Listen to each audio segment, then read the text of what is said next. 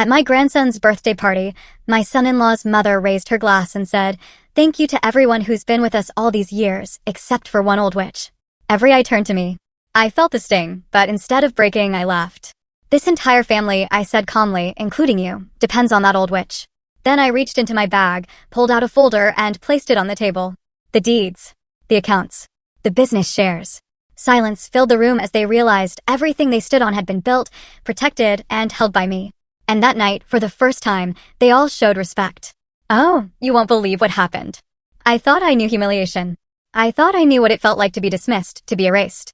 But nothing prepared me for the day I heard my own daughter planning to sell my home and send me away, all while the woman who ruined my life sat smiling. You know, for years, I've had this thing with mechanical clocks. Not just hearing them tick, but truly listening. They speak, you know? They have voices. And Edward's old pocket watch? That one had a special warmth to its ticking, maybe because he'd carried it for 25 years, or maybe it was just his watch. I was in my garage, hunched over it, magnifying glass practically glued to my eye, tiny screwdriver in my trembling fingers. Man, it was freezing in there. Mid-October in Detroit is never warm. Rust was creeping towards the balanced, delicate work. I took a deep breath. You can't rush this kind of thing. Then buzz. My phone vibrated on the workbench, shattering the silence. My daughter. DRA. Of course. Who else calls in the middle of a Wednesday afternoon? Yes, dear. I sighed, putting down my tools. Mom, where are you? I've called you 3 times. Her voice had that familiar, annoyed edge. I'm home. Working.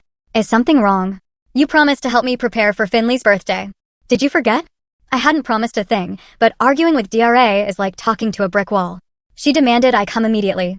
So, I carefully placed Edward's watch parts in their tray, covered my workbench with a clean cloth. My garage, you see, it's my sanctuary. A small kingdom of order, precision, consistency. Everything labeled, cleaned, in its place. General Motors taught me that. 25 years in industrial automation, setting up robotic systems. Tolerances of thousandths of a millimeter. Every car's reliability depended on our precision. Now, I apply those same skills to old watches. Tiny mechanisms, just like industrial robots, but in miniature. This garage, it used to be Edward's, but since he passed 8 years ago, it's been mine. The only place where I'm Judith Harlow, former industrial automation specialist, not just DRA's mom or Finley's grandma. I threw on my worn jacket, locked up, and headed for the bus stop. My old Chevy broke down 2 weeks ago, and I don't have the money to fix it. Asking DRA? That would just lead to another lecture about my financial insolvency. DRA and Garrett's house is in Grosse Pointe, a world away from me, in every sense of the word. Over an hour by public transport. Time I could have spent on Edward's clock. On the bus, I pulled out my little notebook. For 3 months, I'd been saving for new tools.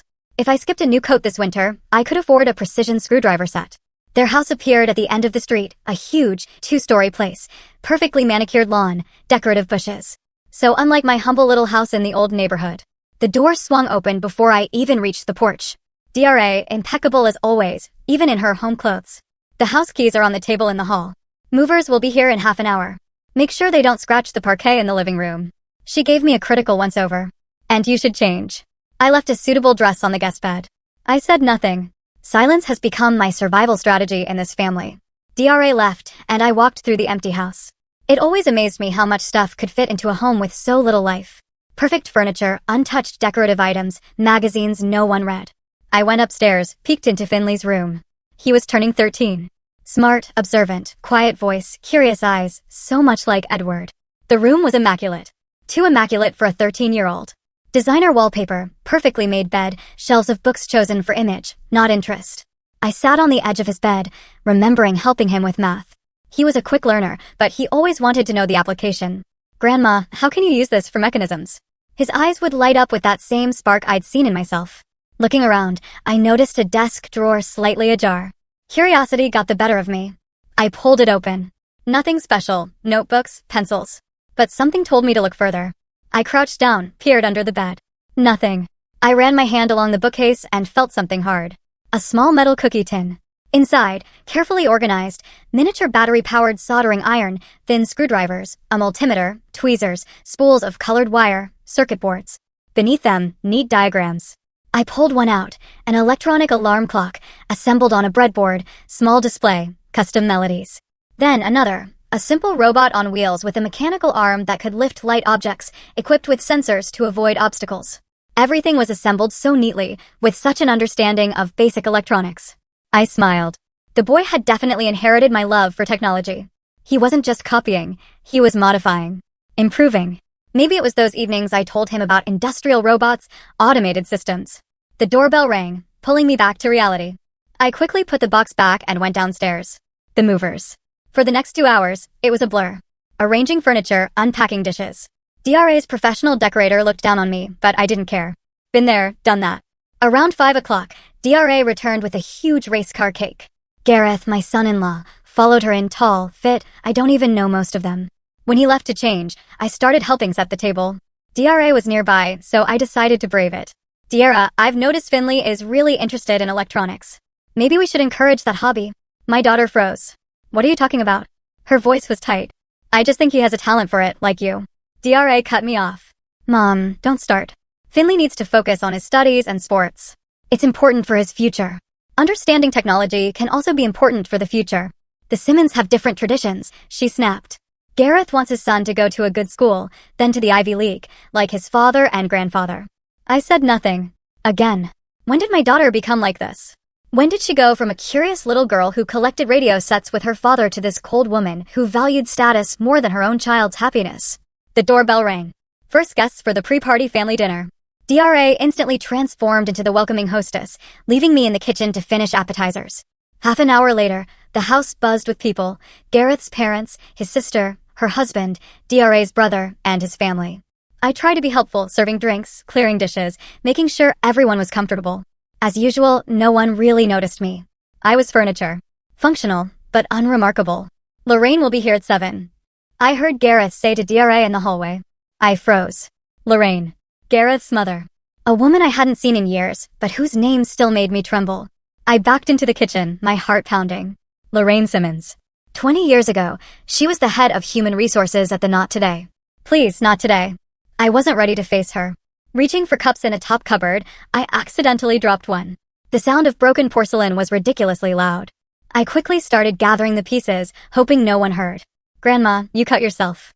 Finley's quiet voice made me look up. He stood in the kitchen doorway, watching me with serious eyes. Noticing the cut on my finger, he took a clean handkerchief from his pocket. It's nothing, sweetie. I looked at the little drop of blood. Just a scratch. Finley came closer, holding out the handkerchief. Here. It's clean. I smiled, accepting it. Thank you. How are you? Enjoying the birthday preparations? He shrugged. It's okay. It's not my birthday. It's their birthday. He nodded toward the living room. You'll be 13 tomorrow, Finley. It's an important day. Yeah, he sighed, with an unchildlike weariness. Grandma, you found my box, didn't you? I didn't deny it. Yes, I did. You're good. The robot's an interesting design. Where did you learn to solder? From videos on the internet. He glanced at the door. Don't tell Mom, okay? She thinks it's a waste of time. I won't. I patted his shoulder. But it's not a waste of time, Finley. It's an important skill. Really? His eyes lit up. You used to work with stuff like that, right? Dad mentioned you were an engineer. I was an industrial automation specialist, I nodded. I set up robotic systems at a factory. The principles are the same as in your projects. Precision. Consistency. Attention to detail. Cool, he exclaimed genuinely. Can you show me sometime how to make a robot's arm more precise? Right now, it often misses when it tries to pick something up. Sure, sweetie, if your parents say so. When Finley left, I finished cleaning the shards and leaned against the kitchen table. Maybe all wasn't lost. Maybe there was still a spark in my grandson that DRA was so diligently trying to extinguish. Muffled voices came from Gareth's study.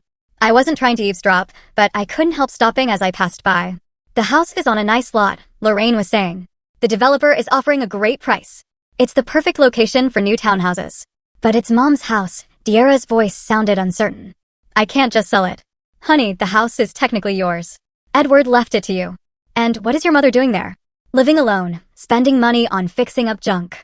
At her age, it's time to think about something more sensible, like a nursing home with good care. Mom would never agree. Who said you have to ask her? Lorraine's voice hardened. Gareth explained it to your wife. Gareth interjected. That house is an asset. It's foolish to keep it just out of sentimentality. Deara, your mother isn't young anymore. She's 63. Sooner or later, we'll have to decide how to take care of her. It's better to do it now, while she's still relatively healthy. I recoiled from the door, the blood draining from my face. They want to sell my house. The house where I've lived for 40 years. The house where DRA grew up. Where Edward died, where every corner holds memories. And my daughter isn't even trying to object. To her, I'm already written off. An old woman who needs to be sent to a nursing home. I hurried back to the kitchen, my hands trembling. I glanced at the clock. A few minutes to 7. Lorraine would be here soon, and I would have to smile. Pretend I didn't know she was preparing another blow for me. The doorbell rang again. More guests. I took a deep breath, tried to pull myself together. After all, it was Finley's birthday tomorrow. And no matter what happened, I wasn't going to ruin my grandson's day. Finley's birthday was unusually sunny for October in Detroit. I'd spent the night in DRA's guest room. Yesterday's preparations ran late, and she'd insisted. Lying in bed, I listened to the quiet house. A difficult day lay ahead, not just because of the exhausting holiday with all the strangers, but because of Lorraine. Yesterday's overheard conversation about selling my house wouldn't leave my mind, poisoning every thought. On the nightstand, my gift for Finley, Edward's restored pocket watch. 3 months of painstaking work, searching for parts, cleaning, polishing, tuning. I'd poured not just my time and skill into it, but a part of my soul. I hoped Finley would appreciate this symbol of generations. At 7 a.m., I went down to make breakfast. But DRA was already there, giving instructions to 2 caterers. "Mom, you're up," she said, barely glancing at me. "Coffee's in the pot. Katerina and Jean will take care of breakfast and lunch, so you don't have to cook." I could make Finley's favorite pancakes, I offered. "Today is special. We've planned a Belgian menu, dear. Sugar-head waffles and fresh berries. Everything's already been ordered." I nodded, stepping back toward the coffee maker. Once again, my help was unnecessary. I was used to it. By 9 a.m., the house was a battlefield. Decorators hanging garlands, florists arranging compositions, waiters setting up buffet tables. Somewhere in the backyard, a stage was being erected for the DJ DRA had hired. It looked more like a society reception than a 13th birthday party.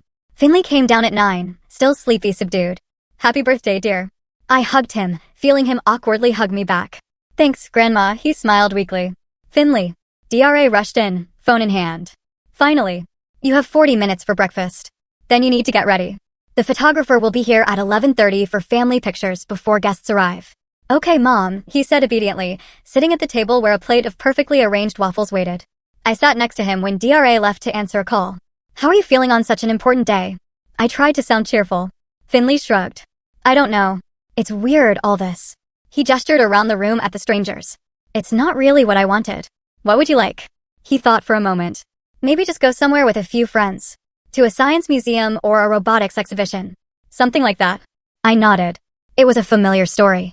DRA was making the holiday for herself, not her son. Just like Edward had insisted our daughter study engineering, even though she was drawn to humanities. Now, she was repeating the same mistake. "I have something for you," I said quietly, glancing at the door to ensure DRA wasn't returning. "But I'd like to give it to you before the official part starts." "What is it?" His eyes lit up. "You'll see." I winked. "Find me before the guests arrive." Finley smiled. The first real smile of the morning. But the moment was quickly interrupted when DRA returned, reminding him how important it was to make a good impression on the guests, especially his father's colleagues. By 11 a.m., the house was utterly transformed. Blue and silver balloons, garlands, flowers. Flawless, sterile, like an interior design magazine. On the large table, a 3-tiered cake with a tennis player figurine, a tribute to the hobby Gareth tried to instill. I tried to be helpful, but constantly felt in the way. When I offered to serve, DRA politely but firmly said professionals handled it. When I wanted to decorate with my embroidered napkins, she explained they didn't match the color scheme. At 11, with the chaos at its peak, Finley found me in a quiet corner of the kitchen. "Grandma, did you want to show me something?" I took a small box wrapped in plain blue paper from my pocket. "Happy birthday, Finley. This belonged to your grandfather." He carefully unwrapped it. His eyes widened when he saw the antique pocket watch, its mechanism open. "Is this a real mechanical watch?" He held it reverently, examining the intricate gears. "Yes," I smiled, looking at his delighted face. "Your grandfather wore it every day. I restored it for you." "You did this yourself?" He looked at me amazed. "Of course. Remember I told you I used to work with mechanisms? It's the same principle, only in miniature." Finley gently stroked the golden surface. "It's alive. Not like those digital things." "Exactly," I nodded. "They have a soul. And a history." He looked up at me, and there was so much sincere gratitude in his eyes, my heart ached. "Thank you, Grandma. This is the best gift ever." We heard DRA's footsteps. Finley quickly hid the watch in his pocket. "There you are," she appeared. "Finley, the photographer is waiting, and please change into the blue suit we bought you. Guests will start arriving in an hour." When Finley left, DRA turned to me. Mom, can you check if everything is okay with the drinks? I'm worried we didn't order enough non-alcoholic options for the children. I nodded and went to do as I was asked, knowing full well professionals had already checked everything. DRA just needed to keep me busy. The first guests arrived at exactly 1 p.m. Finley's classmates with their parents, Gareth's colleagues, DRA's friends from the tennis club. Gareth and DRA greeted them, Finley standing stiffly beside them, shaking hands. I kept to myself, helping waiters, making sure everyone was comfortable. At 2 o'clock, Lorraine arrived. She entered with that special air of superiority I remembered from GM. Impeccably dressed, perfect hair, exuding confidence and authority. Gareth lit up when he saw his mother. DRA visibly tensed. Even after all these years, she still desperately wanted to impress her mother-in-law. Lorraine gave me a barely perceptible nod as she passed, heading straight for Finley. My dear grandson, she said, opening her arms wide. 13 is a special age. You're becoming a real man. Finley hugged her, and I saw his shoulders tense at the formal contact. Thank you, Grandma Lorraine. He smiled politely. I have a special gift for you. She motioned to an assistant carrying a small box wrapped in silver paper with a monogram. Finley opened it, his eyes widening slightly. Inside was an expensive Swiss watch in a leather case. Massive, shiny, more suited to a respectable businessman than a 13-year-old. It's a Simmons tradition, Lorraine explained, taking out the watch and putting it on his wrist. Every man in our family gets a watch like this when he turns 13. Your father wore one just like it. The watch looked bulky on Finley's thin wrist, but he thanked her politely and let her fasten the strap. Now you're a real Simmons, she said, patting his shoulder. I saw Finley's hand involuntarily reach for the pocket where Edward's watch lay. He glanced at me quickly, and I smiled encouragingly. Let him have both gifts, symbols of two different worlds from which he could choose his own path. The celebration continued. Children played games with the entertainer, while adults socialized, sipping champagne. Finley moved from group to group, politely accepting congratulations and gifts. I watched him from a distance, noticing how his smile became more forced with each passing hour. At 5 o'clock, it was time for the formal dinner. Guests sat at a long table in the dining room, decorated with flowers and candles. I was seated at the far end, next to some distant relative of Gareth's, while Finley took the center seat between his father and Lorraine. DRA sat next to Gareth, radiating the tense happiness of a perfect party hostess. Dinner was exquisite, several courses served by waiters in white gloves. I barely touched my food, watching Finley. He chatted politely with his neighbors, but his gaze often lingered on me, as if seeking support. After dessert, Gareth rose with a glass of champagne. Ladies and gentlemen, I would like to propose a toast to our birthday boy. Finley, today you are turning 13, an important milestone on the road to adulthood. You are growing up to be a true Simmons, determined, talented, and a worthy successor to our family tradition. I couldn't help but wince. Gareth seemed completely unaware of his son's real interests, his inclinations, his soul. Your success in tennis, your grades in school, everything indicates that you are on the right path. I am proud of you and confident that you will attend a reputable university, just like all the Simmons before you. Here's to you, son. Everyone raised their glasses. Finley sat with a forced smile, his eyes meeting mine across the table for a moment. I gave him an encouraging smile. Then DRA spoke. She talked about how proud she was of her son, his achievements, what a wonderful person he was becoming. Not a word about his real interests, his talent for technology, his dreams. When DRA finished, it was Lorraine's turn. She rose majestically, holding her champagne glass. Dear friends, her well-modulated voice filled the room. Today we are celebrating an important event, the 13th birthday of my grandson, Finley Edward Simmons. She placed her hand on his shoulder. I saw him tense slightly. 13 is the age when a boy begins to become a man. It is when character, ambitions, and ideas about the future are formed. And I want to say that Finley is growing up to be exactly the kind of person the heir to the Simmons family should be. She paused, glancing around the table, and for a moment, her gaze lingered on me. Something cold flashed in her eyes, making me cringe inwardly. I want to thank everyone who made this possible. Gareth and DRA, who are raising their son with such care and attention. The teachers, coaches, mentors who help him grow and develop. Everyone who has been with us all these years. She paused again, and something in her tone made me wary. Except for one woman, Lorraine said quietly. But it rang out like a gunshot. Who is trying to drag my grandson back into the past, instilling in him an interest in crafts instead of a real education? To screwdrivers and soldering irons instead of books and sports. A whisper ran through the room. Some guests exchanged awkward glances. DRA froze, staring at her plate. Gareth looked surprised, but not upset. And Finley stared at me with wide eyes filled with horror and shame. I felt the blood rush to my face. All these years of silence, concessions, compromises, and now, in public, at my grandson's birthday party, I was being portrayed as the enemy of the family. But that doesn't matter, Lorraine continued with a slight smile. What matters is that Finley knows who his real family is and where his future lies.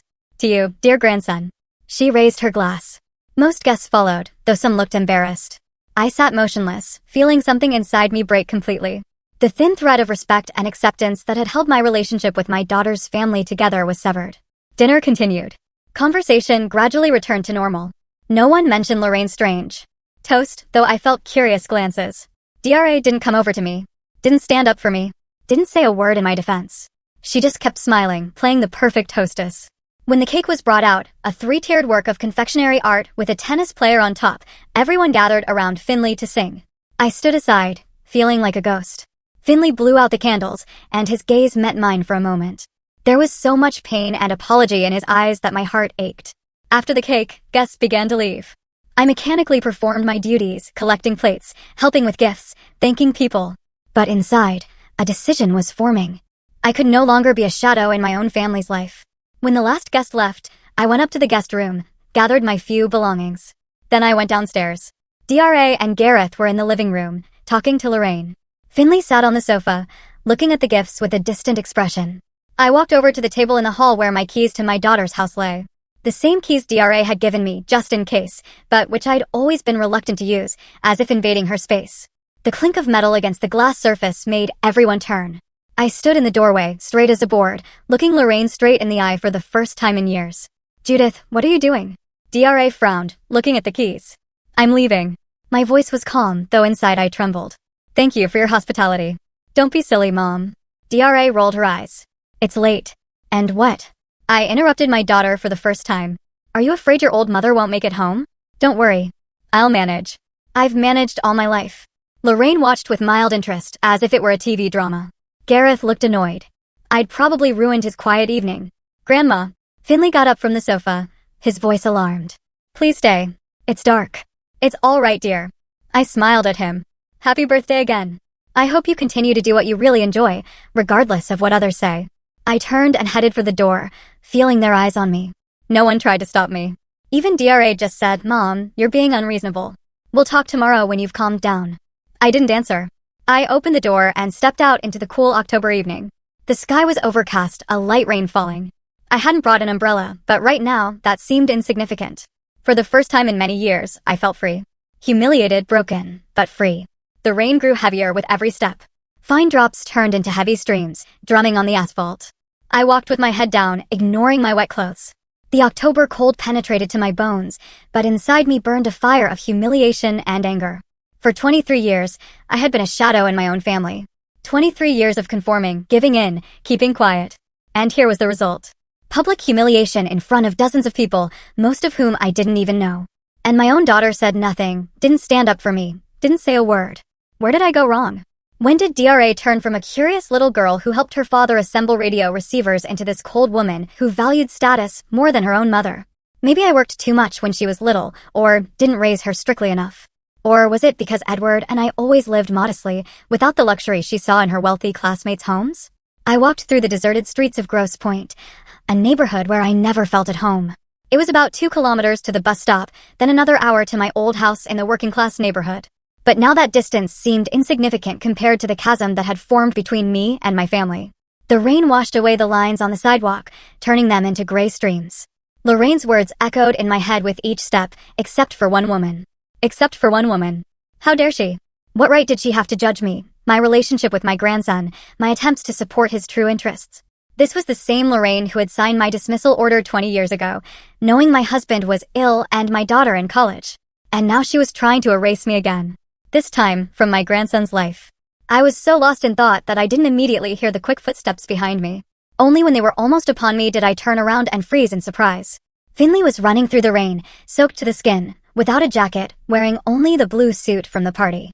His hair was plastered to his forehead, and his eyes, large and serious, looked at me with anxiety and determination. Grandma. He stopped, breathing heavily. Finley. I couldn't believe my eyes. What are you doing here? You're soaking wet. He caught his breath. I left to come find you. But your mom, your birthday, what does it matter? He shrugged, and there was so much adult weariness in that gesture, my heart sank. It's not my holiday. It never was. I looked at him, not knowing what to say. A 13-year-old boy, almost a teenager, stood in front of me in the pouring rain, determined and vulnerable at the same time. You can't just leave like this, I finally said. Your parents will be worried. Though I wasn't sure that was true. They don't care, he said, his voice devoid of childish resentment, merely stating a fact. They didn't even notice I left. Mom and Dad were discussing some deal with their guests, and Grandma Lorraine was telling everyone what a wonderful university awaited me in 5 years. The rain intensified, turning into a downpour. We stood under a streetlight. Two lonely figures in a deserted, expensive neighborhood. We need to find shelter, I said, looking around. You're shaking. A couple of blocks away was an old bus stop with a shelter.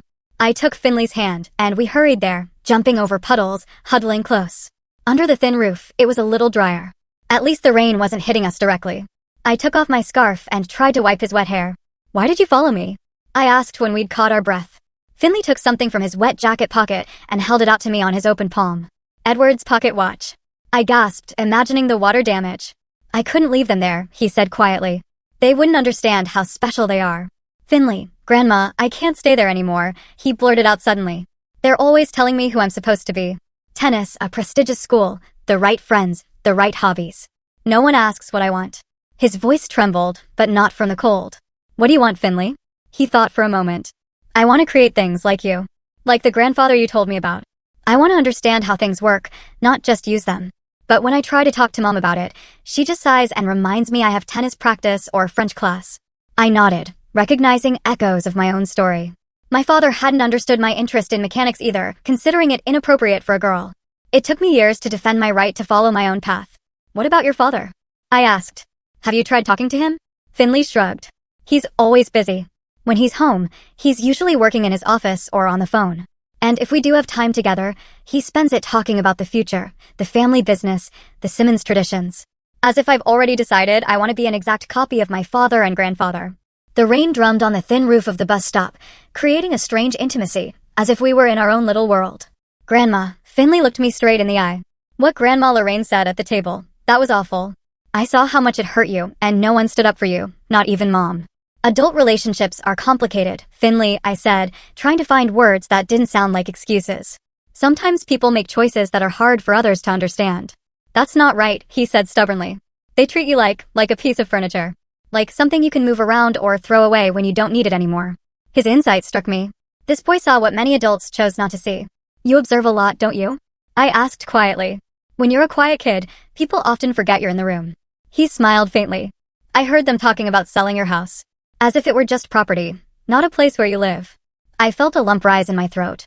All these years, I thought I was protecting Finley by shielding him from the complexities of adult life, but he had seen and understood everything. I'm sorry you had to hear that, I said. Children shouldn't have to worry about things like that. I'm 13, Grandma, he said, straightening up, suddenly looking older than his years. I'm not a little kid, and I see how you're being treated. It's not fair. The rain began to ease, turning into a light drizzle. The night sky shone through gaps in the clouds, revealing a few stars. What are you going to do now? Finley asked, looking at the wet street. Go home, I shrugged. What else can I do? Can I come with you? There was hope in his voice. Just for tonight? I don't want to go back there. I thought about it. On one hand, taking a child without his parents' permission was wrong. On the other hand, sending him back to a home where his true self was being methodically erased seemed even more wrong. Your parents will be worried, I said, though I wasn't sure that was true. They didn't even notice I left, Finley repeated. Please, Grandma, just for today. I'll come back tomorrow. I promise. His eyes, so similar to Edward's, looked at me imploringly, and I gave in. All right, but we'll call your parents in the morning and you'll go home. He nodded, and his face lit up. Thank you. I just can't see them all today, especially Grandma Lorraine with her talk about real Simmons. We stepped out from under the bus shelter. The rain had almost stopped, but the air was damp and cold. Finley was shivering in his wetsuit. It's a few blocks to the bus stop, I said. You'll freeze before we get there. I'm fine, he said bravely, though his lips were visibly blue. Stay here, I said, looking around and noticing a phone booth on the corner. I'll call a taxi. 15 minutes later, we were sitting in the warm interior of an old Ford. The driver, an elderly man with a gray mustache, gave us a surprised look but said nothing. A wet old woman and a boy in a ruined suit were probably not the strangest passengers he'd ever had. On the way, Finley pressed himself against me, shivering. I put my arms around his shoulders and felt his body gradually relax. We were silent, each lost in our own thoughts. Outside the window, the lights of Detroit flashed by, bright and festive in the center, dim and sparse on the outskirts. "I've never been to your house," Finley said suddenly, breaking the silence. It was true. DRA had always insisted family gatherings be held at their spacious, immaculate home in a prestigious neighborhood. My modest home in an old working-class neighborhood was a symbol of the past she was so eager to distance herself from. "It's not as nice as yours," I warned. "And a little messy." I wasn't expecting guests. "I don't care," he shrugged. "I'm sure it's more interesting than our spotless house where you can't even sit on the sofa in the living room because it's not for everyday use." There was such bitterness in his voice that I couldn't help but smile, recognizing my own thoughts. Finley was much more like me than his parents, and that both delighted and frightened me. The taxi stopped in front of my house, a small, single-story building with peeling paint and an old but well-kept garden. I paid the driver, mentally calculating how much it would take out of my meager budget. But that didn't matter now. We climbed the steps to the porch, and I took out my keys. Real keys to a real house, not the symbolic set I just left on my daughter's hall table. The door creaked open, letting us into the dark hallway. "Wait a second," I said, fumbling for the light switch. A dim light flooded the room, revealing its modest furnishings, old furniture, a worn carpet, and photographs in simple frames on the walls. But it was clean and cozy. A real home, not a showroom. "We need to dry off and warm up," I said, helping Finley take off his wet jacket. "I have some of your grandfather's old clothes. They'll be a little big, but better than nothing." I led him into the bathroom, gave him a towel, and showed him where everything was. Then I went to find some dry clothes for both of us. In the far corner of the closet, some of Edward's things were still stored, things I hadn't been able to give away after his death. An old sweater, a flannel shirt, and a pair of sweatpants with a tight belt would fit the skinny Finley just fine. When we were both changed and warm, I made hot tea and sandwiches. We sat in the kitchen, and Finley looked around with interest. "You have so many interesting things," he said, looking at the shelves filled with old mechanisms, tools, and books. "There's a sense of life here." "They're just old things," I shrugged. "Most people would call them junk." "They're not junk," he shook his head. "Everything has a story, right? Like your grandfather's watch." "Yes," I smiled, touched by his understanding. "Everything means something or reminds you of someone." Finley took the watch out of his pants pocket. It had miraculously survived the rain. "Tell me about your grandfather," he asked, carefully placing the watch on the table between us. "What was he like?" "My mother hardly ever talks about him." And I began to tell him. About how Edward and I met at the factory, I a young automation specialist, he an experienced engineer. About how he supported my ambitions when women were rarely taken seriously in technical professions. About how we built this house together, room by room, saving every dollar. About how DRA was born and how Edward taught her to take apart and reassemble radios, hoping she would follow in his footsteps.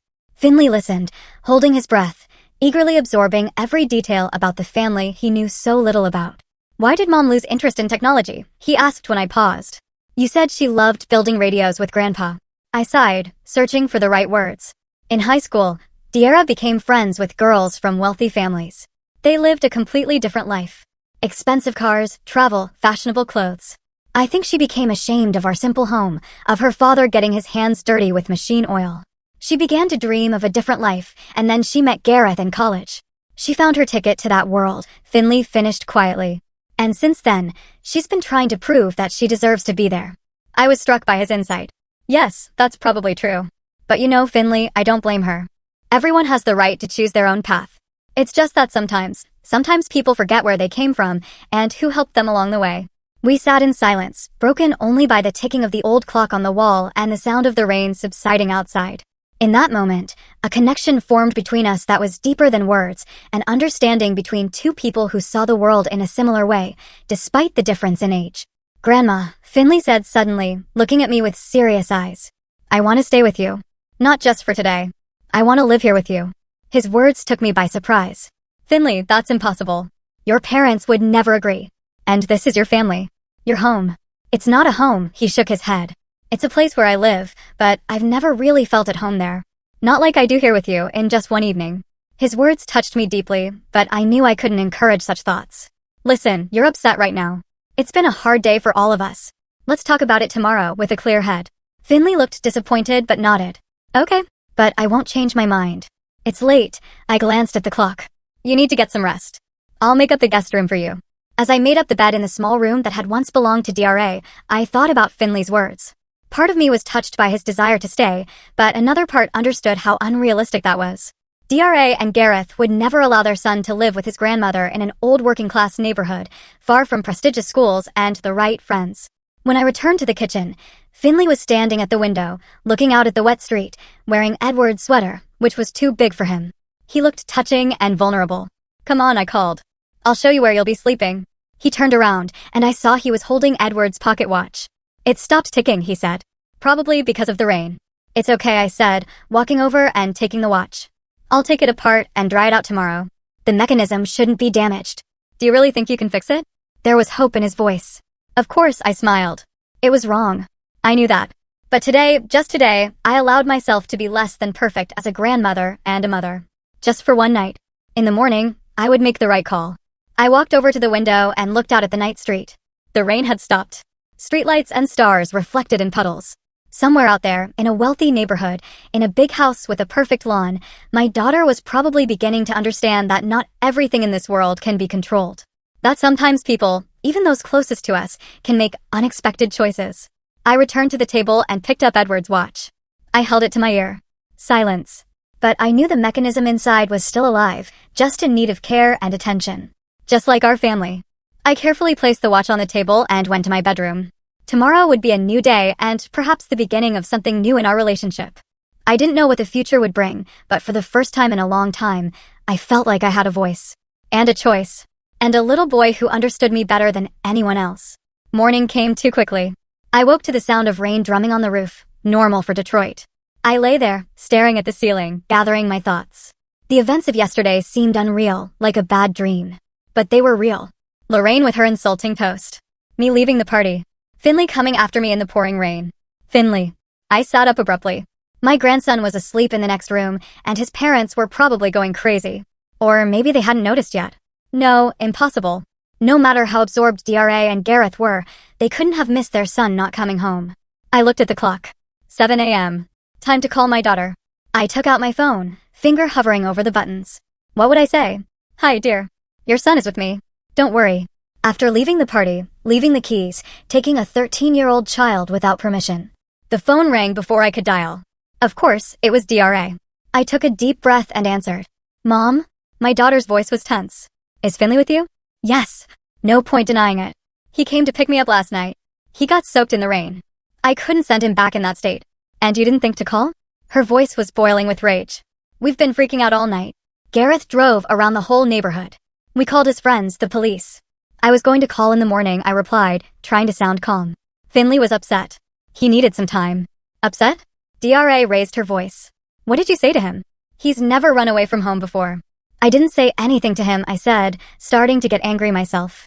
"Maybe you should ask yourself why your son chose to leave a party and go after his inappropriate grandmother." There was silence on the other end. Then DRA spoke more calmly. "We're on our way. I'll be there in 30 minutes. She hung up without waiting for a reply. I sighed and went to wake Finley. He was sleeping curled up under the covers, looking much younger than his 13 years. I felt bad waking him, but I had to get him ready. "Finley," I said gently, shaking his shoulder. "Wake up, dear. Your parents will be here soon." He opened his eyes, staring blankly for a few seconds. Then yesterday's events came back and he sat up. "Did they call?" he asked in a sleepy voice. "Yes, just now. Your mother was very worried." "I doubt it," he shrugged. "She was probably angry that I ruined her perfect holiday." "Finley, don't be like that," I said, sitting next to him. "She's your mother." Of course she was worried. He looked at me doubtfully, but said nothing. I suggested he wash up and have breakfast.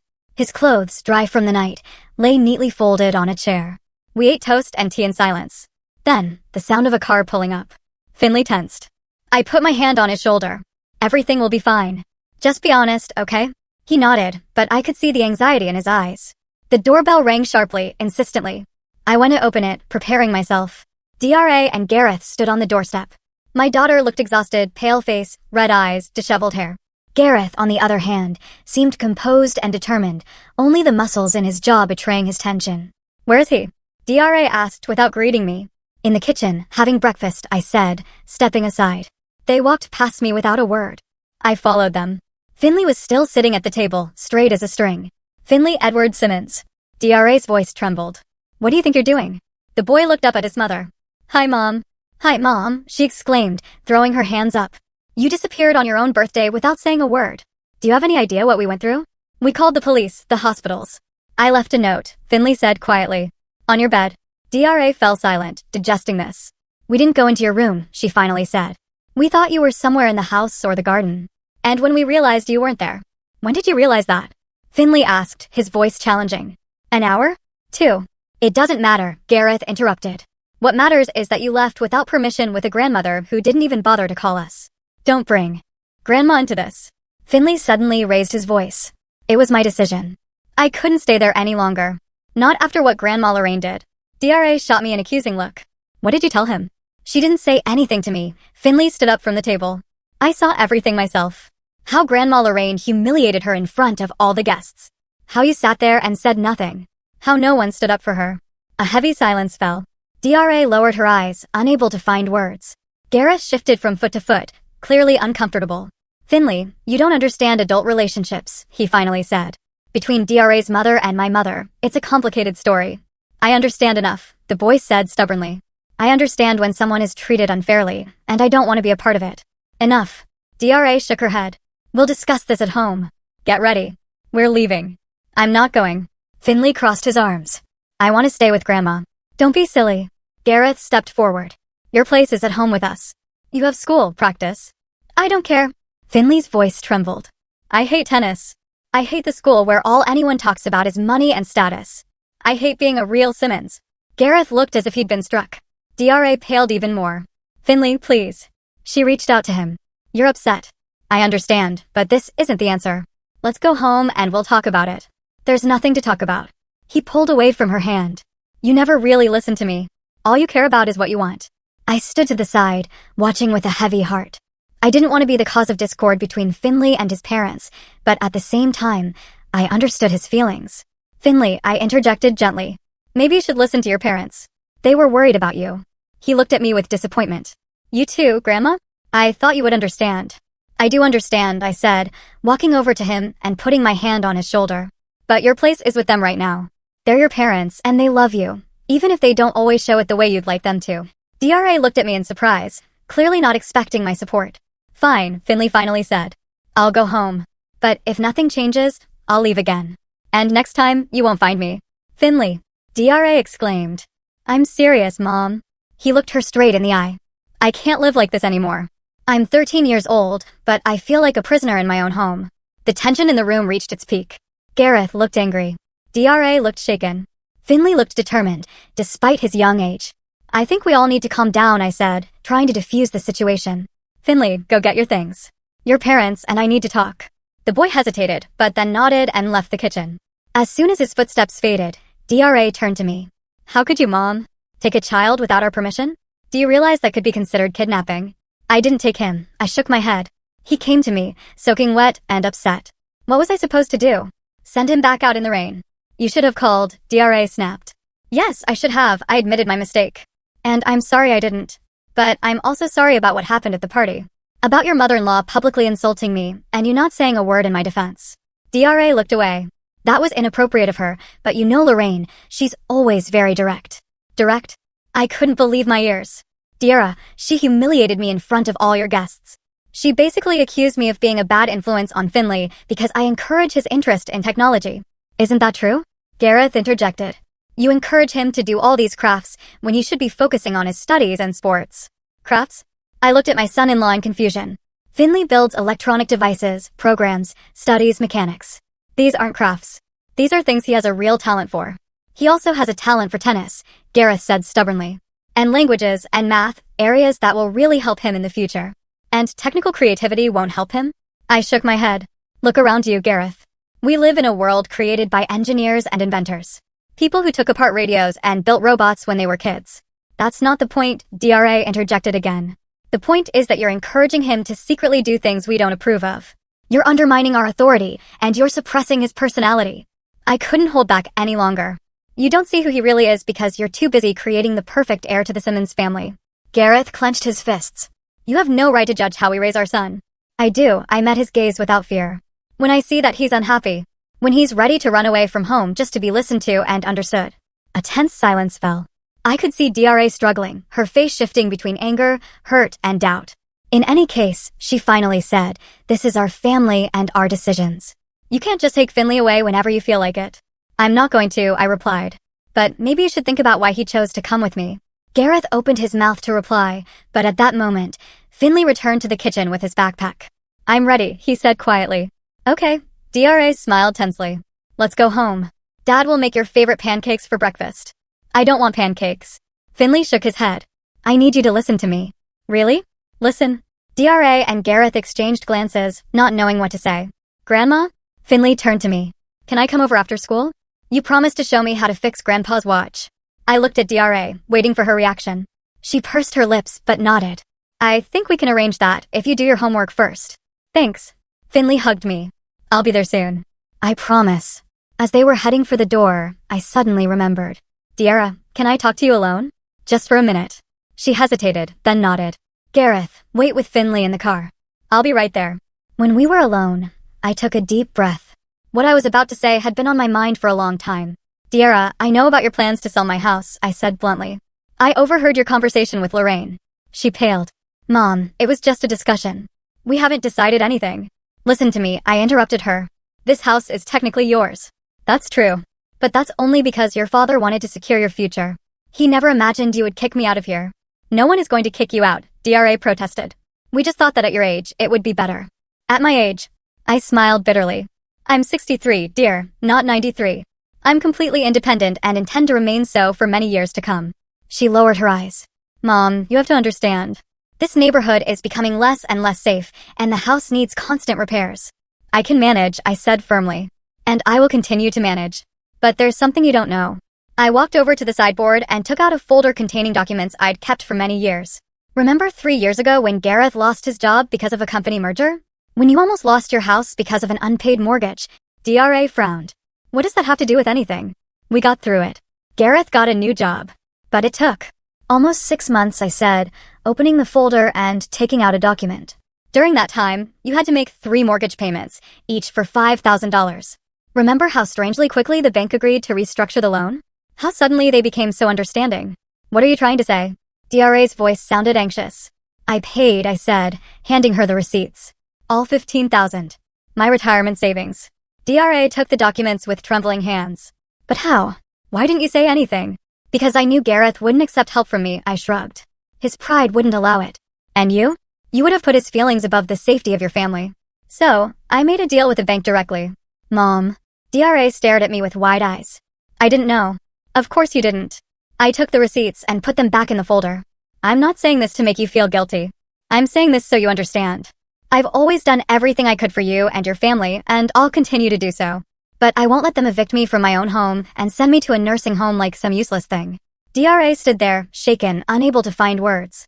I could see different emotions fighting in her eyes. Surprise, shame, gratitude, confusion. I need to think, she finally said. This is too much to take in. Of course, I nodded. Think about it. And talk to your son. Really talk to him.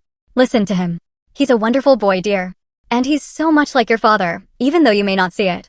She nodded, still unable to meet my gaze. I'll try. And thank you for not sending him back out in the rain. He's my grandson, I said simply. And your son. We both want what's best for him. We just see it differently. DRA finally looked up. Maybe you're right. We have a lot to talk about. All of us. She turned to leave, but I stopped her. And dear, Finley was serious about leaving again if nothing changed. Don't underestimate his determination. He takes after Edward in that way, too. I know, she replied quietly. I saw it in his eyes. When the door closed behind her, I sank into a chair, feeling suddenly exhausted. The last day had drained all my strength. But for the first time in a long time, I felt a strange sense of relief. The truth I had kept inside me for so long had finally been spoken, and maybe something was starting to change in our family. I walked over to the window and saw DRA getting into the car. Finley was sitting in the back seat, looking in my direction. I waved at him, and he waved back, smiling faintly. Something about that smile, that simple gesture, gave me hope. The car drove away, and I was left alone in the quiet house, full of memories. But now the silence didn't seem so oppressive. Maybe soon there would be a young voice asking questions about mechanisms and electronics again. Maybe we really could fix not only Edward's old clock, but our relationship as well. November in Detroit was unusually cold. A damp wind from Lake Michigan chilled passers-by to the bone. 3 weeks had passed since Finley left with me on his birthday. 3 weeks of gradual but noticeable changes. The first few days after my conversation with DRA were filled with awkward silence.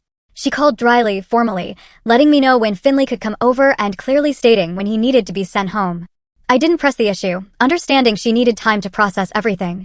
Finley came 3 times a week after school. We spent hours in the garage, working on Edward's clock. I showed him how to take the mechanism apart, clean each part, oil the gears.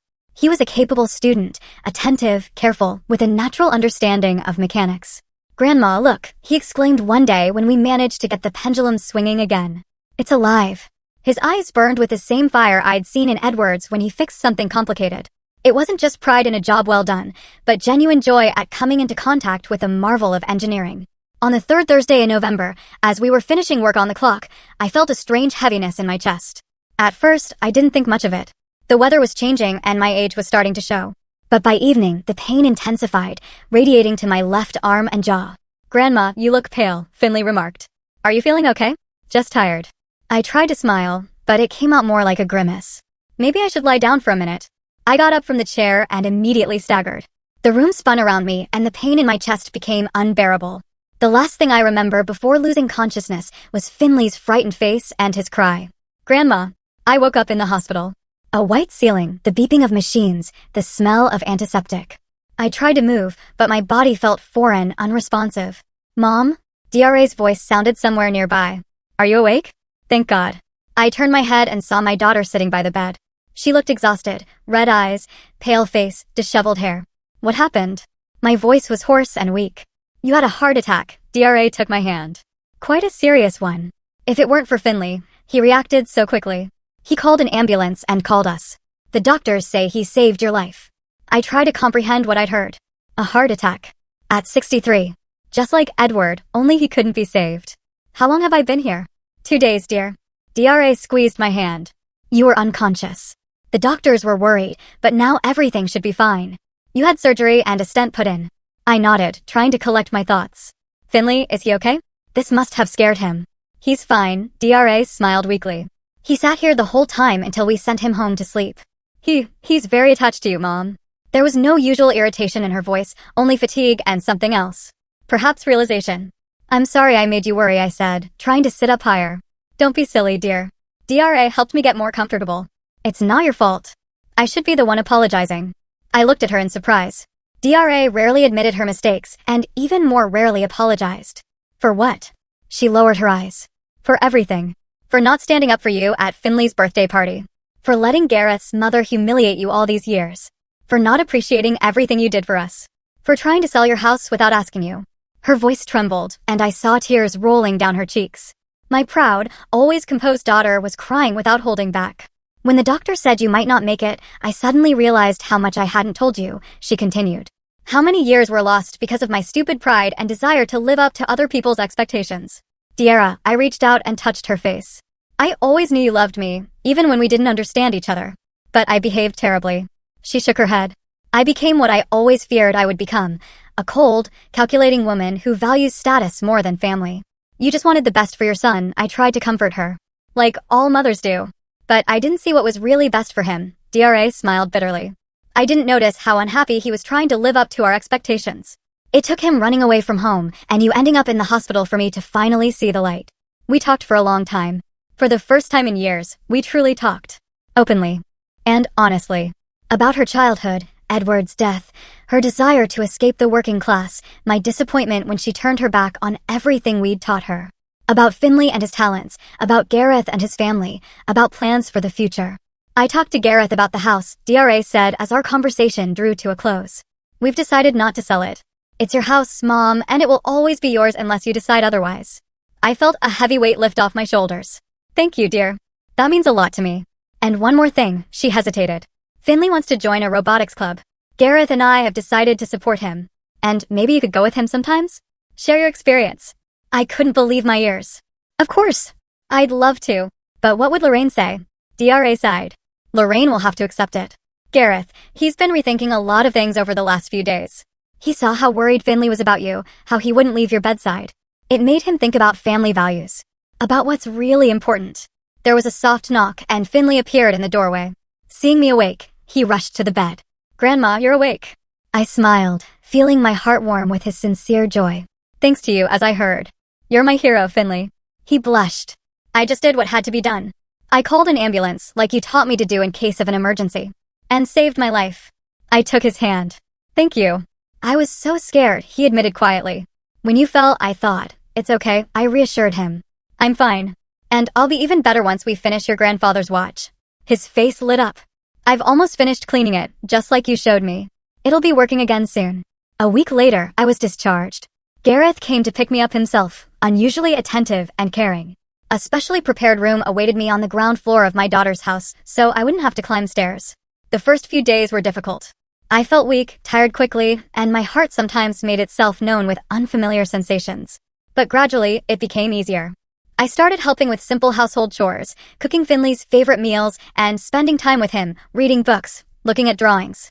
One evening, as my grandson and I were in the living room, working on a new project, an automatic watering system for houseplants, Gareth walked in. He stopped in the doorway, watching us with an unfamiliar expression. What are you doing? He asked, coming closer. Finley tensed, ready to defend our activity, but Gareth smiled. That looks interesting. Can I take a look? Finley and I exchanged glances, surprised. Gareth had never shown any interest in his son's technical projects before. Sure, Dad, Finley said, moving over to make room on the couch. We're designing a system that will automatically water Mom's flowers when the soil gets too dry. How does it work? Gareth sat down, looking at the diagram with genuine curiosity. Finley began to explain how the moisture sensors and microcontroller worked. And I was surprised to see Gareth was actually listening. Not just pretending. He was asking questions, getting involved, offering ideas. You know, he said when Finley finished, when I was about your age, I was also interested in electronics. Really? Finley couldn't hide his surprise. Yes. Gareth smiled at the memory. I used to build radios from parts one found at the dump. My mother was horrified. She thought it was an inappropriate pastime for a boy from a good family. Grandma Lorraine, Finley raised his eyebrows. But why didn't you ever tell me? Gareth sighed. Probably because at some point, I believed her. I believed that I had to live up to a certain image, and I decided that my childhood hobbies were just a whim. But looking at you, at your passion, I'm starting to think that maybe I gave up something I really loved. Gareth's candor was a turning point. From that evening on, he spent more time with his son, taking an interest in his projects, even helping with technical solutions. They found a common language that had been hidden for many years under layers of expectations and conventions. Dra also changed. She became softer, more tolerant, and began to listen to her son's wishes, not just her mother-in-law's advice. We often talked in the evenings, reminiscing about the past, discussing the present, and planning for the future. Slowly but surely, the connection I had long considered lost was being restored. 2 weeks after I was discharged, something happened that I had both feared and anticipated: Lorraine's visit. She arrived unannounced, elegant as always, with perfectly styled hair and an expensive suit. Judith, she nodded at me with cool politeness. I'm glad to see you're better. Thank you, Lorraine.